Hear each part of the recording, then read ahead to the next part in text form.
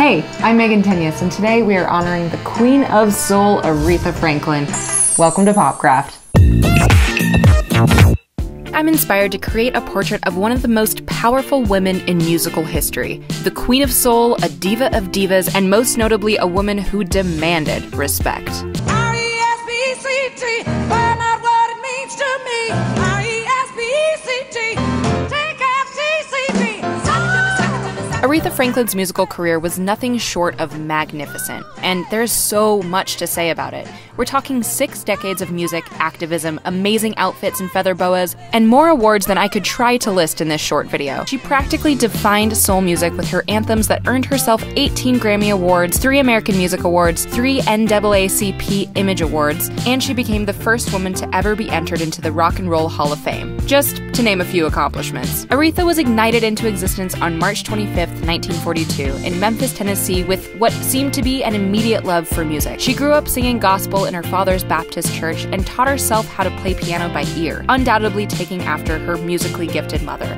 At age 14, Aretha had already overcome some seriously difficult life circumstances, including the loss of her mother when she was only 10 years old and then becoming pregnant herself with her first 2 sons. In spite of these hardships, though, she pursued her career quickly. She recorded her first vocal tracks with her dad at his church and then at 18 decided she wanted to pursue pop music. With her dad's blessing, she moved to New York and caught the attention of Columbia Records, where she signed in 1960.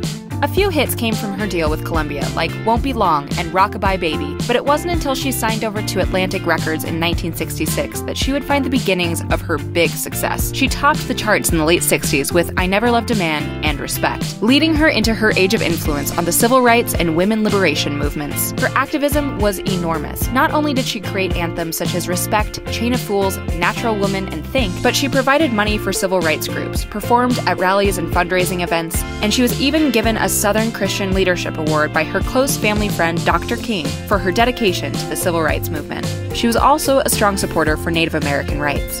Aretha once said, "Being the queen is not all about singing, and being a diva is not all about singing. It has much to do with your service to people, and your social contributions to your community and your civic contributions as well."